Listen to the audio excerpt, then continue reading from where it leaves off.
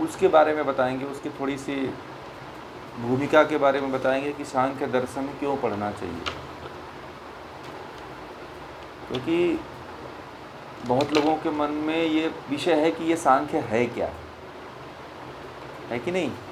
सांख्य के बारे में लोगों को पता ही नहीं है कि ये सांख्य है क्या। तो इसका परिचय तो हम कल बताएंगे कि सांख्य है क्या।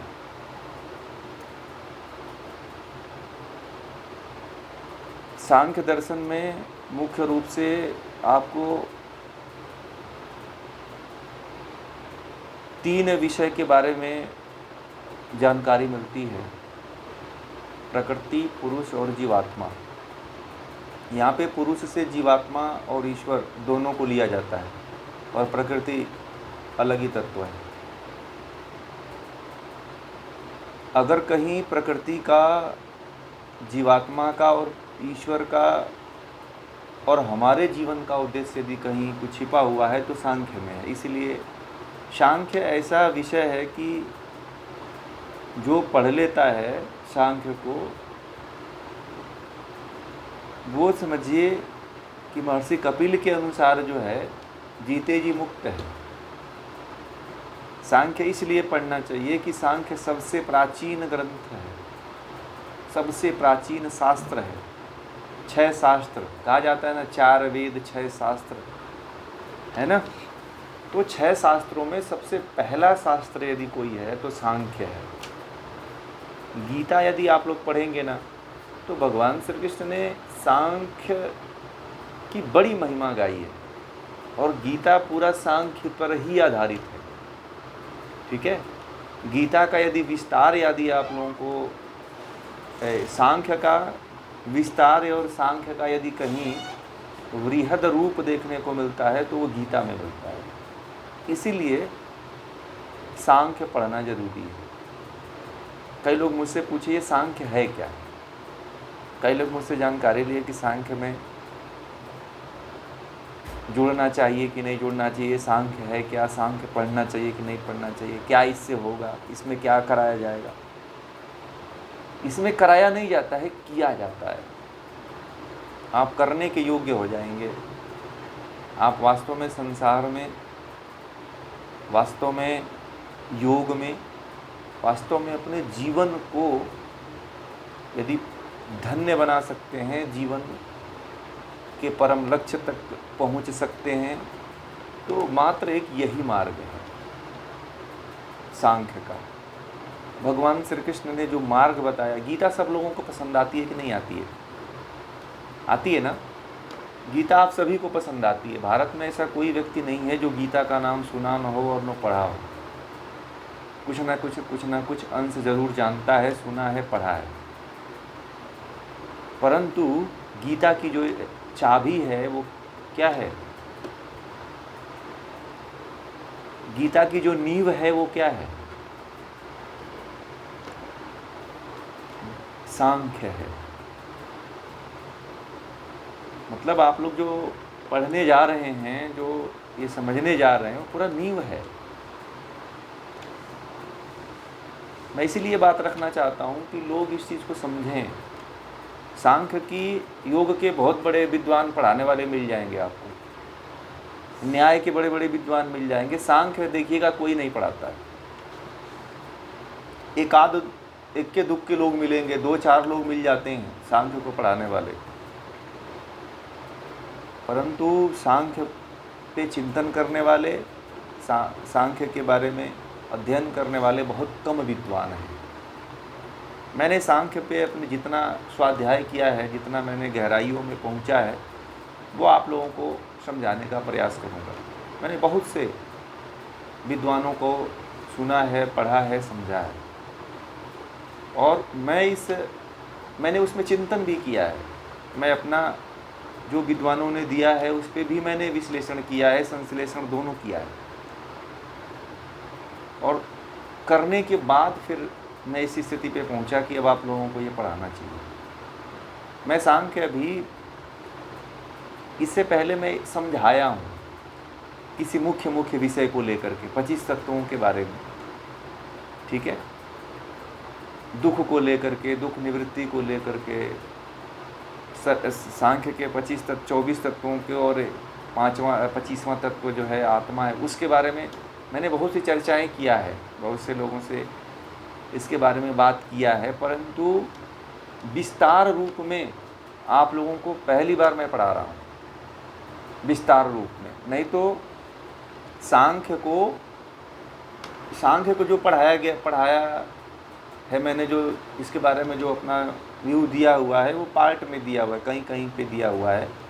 बाकी सांख्य जो मैंने जो समझा है, जो मैंने अनुभूत किया है, मैं वही चीज़ आप लोगों को बताने का प्रयास करूँगा सरल भाषा में। मैं किताबी भाषा में नहीं उलझता हूँ, नहीं उलझाना चाहता हूँ आप लोगों को। बहुत से ऐसे विद्वान हैं जिन्होंने बहुत कठिन भाषा में अपने शब्दों में सांख्य की बात कही है, परंतु सांख्य अपने आप में अद्भुत है। जो व्यक्ति सांख्य को नहीं पढ़ा जीवन में, वो समझिए गीता को नहीं पढ़ा। गीता का आधार ही सांख्य है। गीता का प्रारंभ ही सांख्य है। गीता के यदि मर्म में उतरना है, गीता के गहराइयों में उतरना है, तो सांख्य को समझ लीजिए। सांख्य को मैंने एक ही बात कह दिया कि सांख्य आधार है गीता का। भगवान श्री कृष्ण ने सबसे अधिक एक बात ये भी कहा कि सिद्धों में मैं कपिल हूँ। कहा ना, गीता में कहा है कि नहीं कहा? पढ़ा आप लोगों ने कि सिद्धों में मैं क्या हूँ? कपिल हूँ। तो महर्षि कपिल इस सांख्य के रचयिता है, सबसे पहले प्रणेता वही है।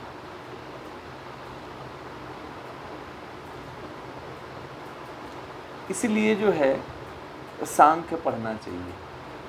सांख्य न पढ़ने वाला व्यक्ति समझिए कि अछूता है, मतलब उसने बहुत कुछ खो दिया।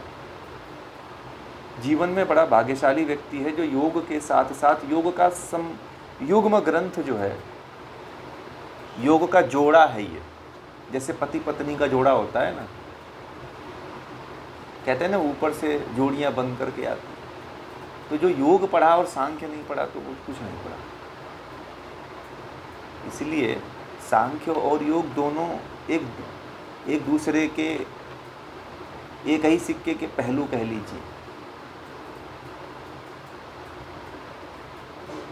ठीक है, इसलिए सांख्य में जुड़ना चाहिए, सांख्य पढ़ना चाहिए। सांख्य में जब आप लोग उतरेंगे, एक एक सूत्र के तरफ उतरेंगे, करीब सांख्य में 526 सूत्र हैं। महर्षि पतंजलि को तो आप लोगों ने मात्र 195 सूत्र में समेट लिया ना, परंतु इसमें कितने हैं? 526 सूत्र हैं। आप समझिए कितना विस्तार है ये।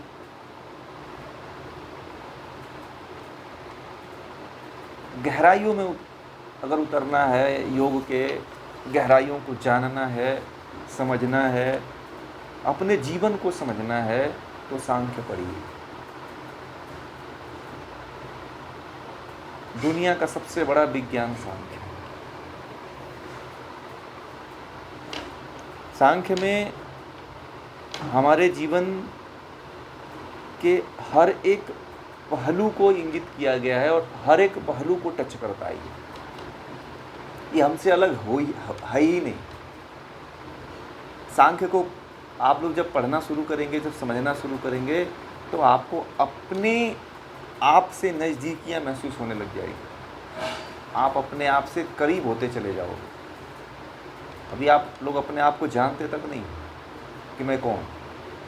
बस आपको अपने बारे में आप लोग यही जानते हो जो माँ बाप ने दिया है कि मेरा नाम फलाना है, मेरा नाम फलानी है, इतना ही जानते हो,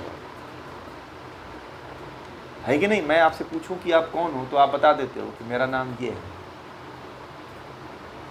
ठीक है, मैं आपसे पूछूं कि आप हो कौन तो नहीं बता पाते हो, क्योंकि आपने सांख्य पढ़ा ही नहीं। सांख्य पढ़ने के बाद यदि मैं आप लोगों से पूछूंगा कि आप कौन हो तो बताना शुरू कर दोगे कि मैं कौन हूं। मैं तो टुकड़ों में बटा हुआ हूं। ठीक है, तो किस तत्व के नाम से अपने आप को बताओगे कि मैं नाक हूँ, मैं आँख हूँ, मैं कान हूँ, मैं इंद्रियाँ हूँ, मैं पंच महाभूत? आप तो 25 तत्वों में बटे हुए हो, आप बता ही नहीं पाओगे कि मेरा परिचय ये है। माँ बाप ने नाम दे देते हैं तो उसी नाम से अपने आप को पूरे जीवन भर, जब जन्म लेते हो तब से आप मरते नहीं हो तब तक उसी नाम से जाने जाते हो। ये सांसारिकता का नाम। परंतु क्या आप इतने से पूरा हो जाते हो क्या? नहीं होते। क्यों नहीं होते हैं? क्योंकि आपने सांख्य को नहीं पढ़ा।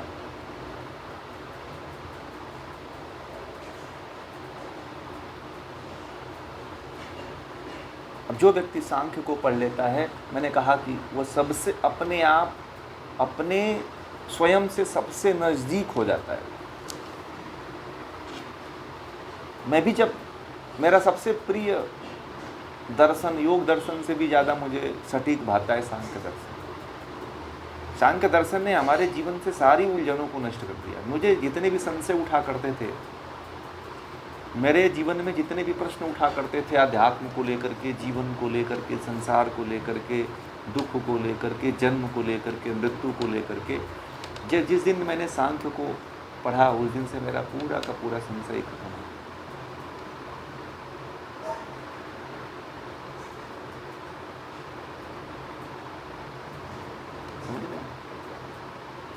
सांख्य ही वास्तव में वास्तविक दर्शन है। सांख्य, योग और न्याय,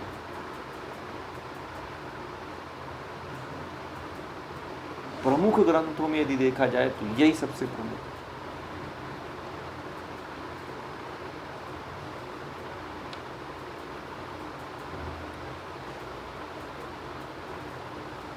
इसलिए सांख्य को पढ़ना चाहिए, सांख्य से जुड़ना चाहिए। आप जीवन, जो संसार में आप जिस चीज़ को आप लोग देख रहे हो ना, जिस चीज़ से आप लोग जुड़े हुए हो, जिस परमात्मा से, जिस ईश्वर से, राम से, कृष्ण से, देवी देवता से, जिससे भी जुड़े हुए हो, आप जुड़ कर के बस जुड़ के रह जाओगे, आप अपने आप तक कभी नहीं पहुँचोगे। लोग समझते हैं कि मैं भगवान से जुड़ जाऊंगा, मैं फलाना देवी देवता से जुड़ जाऊंगा तो वो मुक्ति कर देंगे। ये असंभव है। मुक्ति तो मैंने कहा कि आपके प्रयत्न से ही संभव हो सकती है। जब आप अपने आप को आप जानोगे, जब व्यक्ति अपने आप को जान लेता है तब परमात्मा को तक वो पहुंच पाता है। बिना अपने आप को जाने परमात्मा तक व्यक्ति नहीं पहुंच पाता है।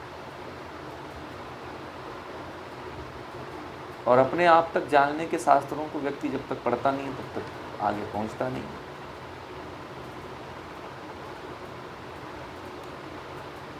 बहुत से मार्ग हैं जो हमें सही रास्ते पे नहीं ले जाते हैं। हमें लगता है कि हम सही रास्ते पे हैं।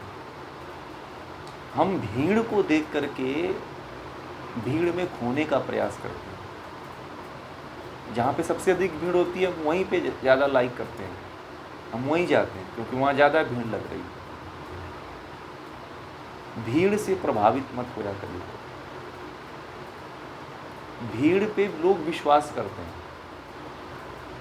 जो वास्तविकता है उस पर विश्वास कम करते हैं लोग, भीड़ पे ज़्यादा विश्वास करते हैं। भीड़ किसकी होती है? वास्तव में भीड़ को विद्वानों ने ये कहा है कि भीड़ जो होती है वो भेड़ की होती है। भीड़ में अधिकांशतः भेड़ ही होती है।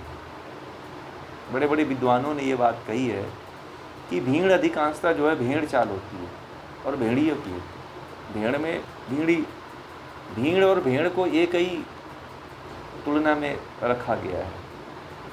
हाँ, भीड़ यदि ज्ञान को लेकर के है, आपके उत्थान को लेकर के है, आपके जीवन में कुछ करने को लेकर के है, तब तो उस भीड़ के साथ जुड़िए। परंतु भीड़ आपका उत्थान नहीं करती है, आपको स्वयं से नहीं जोड़ती है, आपको परमात्मा से नहीं जोड़ती है, तो फिर वो भीड़ आपके लायक नहीं है।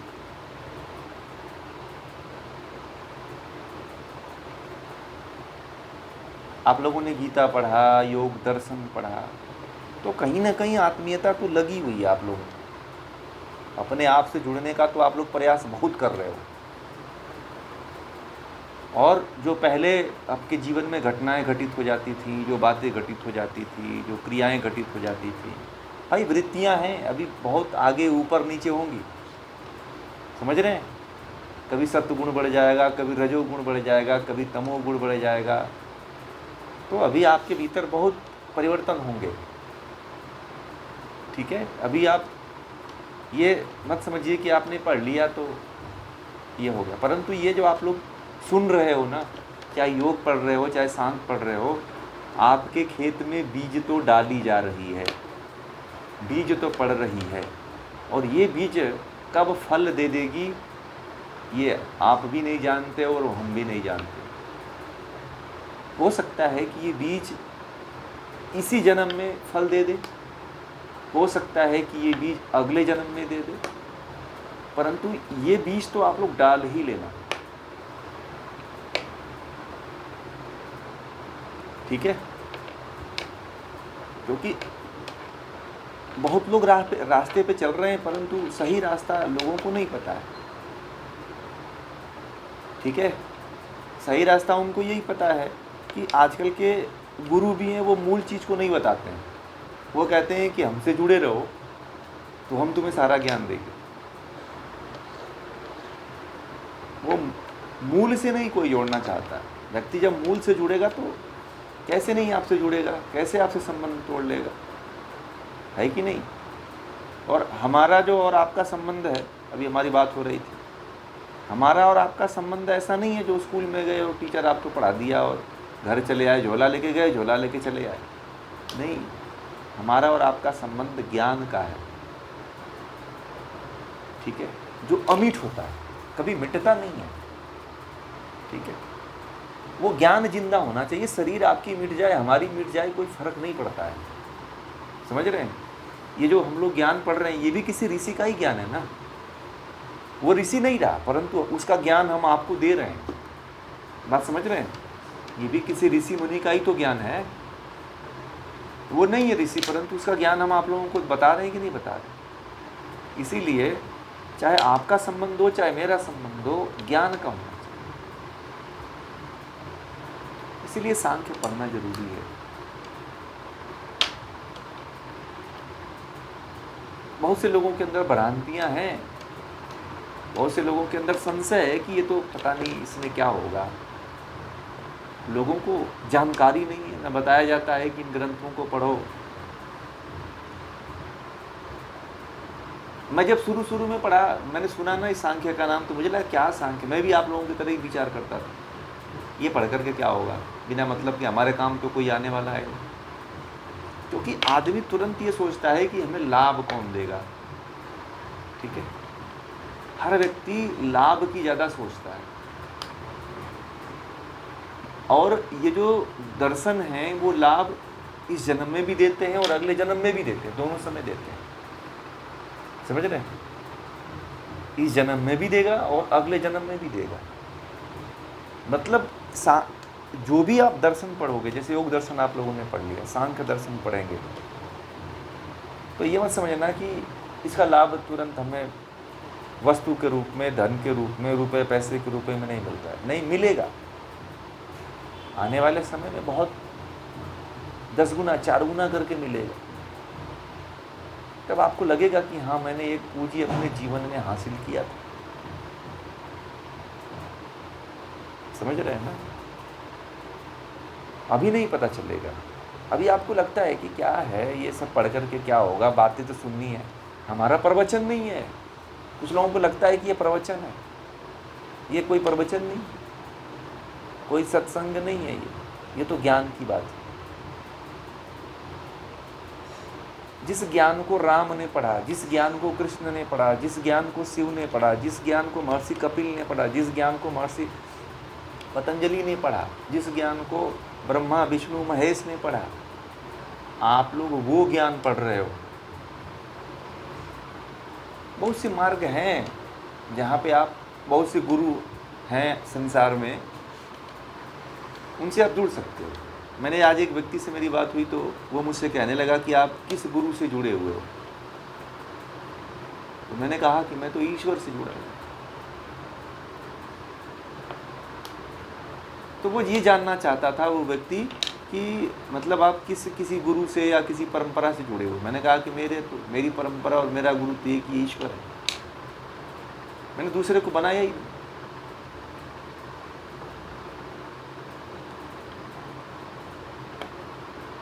बाद में वो अपने गुरु की बात कहने लगे कि आप हमारे गुरु से जुड़ जाइए।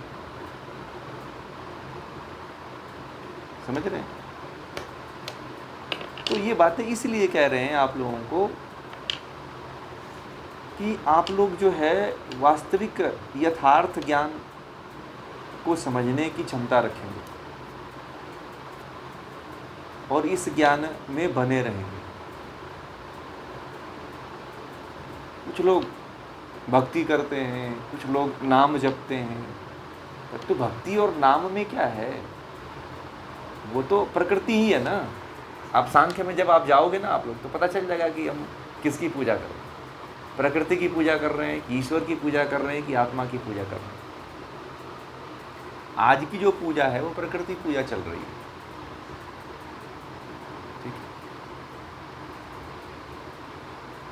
और जिससे हम मुक्त हो सकते हैं, जिससे हम परमात्मा के मार्ग पे जा सकते हैं, वो हम नहीं पढ़ते हैं, न समझते हैं, न जानते हैं। ये सबसे बड़ी विडंबना है। अब ये लोग को किसको समझाओगे आप? किसी को समझाने जाओ तो वो नहीं समझेगा, उसको ये बात समझ में ही नहीं आएगी कि ये मैं क्या कह रहा हूँ।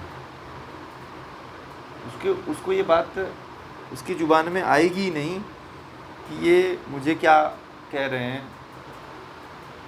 ये कहाँ से ये बात बता रहे हैं, क्यों बता रहे हैं। हम तो पहले वाले में ही ठीक थे, जो हम करते थे उसी में ठीक थे। अज्ञानता इतनी ज़्यादा है कि लोग अज्ञानता को ही जो है आस्था बना दिए। आप लोग मानते हो कि नहीं इस बात को? आज अज्ञानता आस्था है कि नहीं है? बताइए, है कि नहीं? आपकी आस्था क्या है? अज्ञानता है।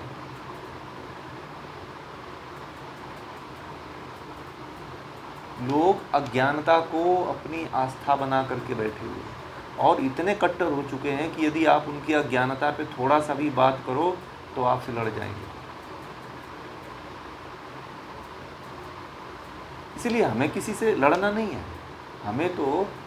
हमें ज्ञान हो चुका है तो हमें उस मार्ग पे चलना है और दूसरे को प्रेरित करना है जो इस पे आना चाहता है, जो इस पे चलना चाहता है। देखिए 1000 में से 100 कोई 1-2 ही जुड़ेगा, सब नहीं जुड़ सकते।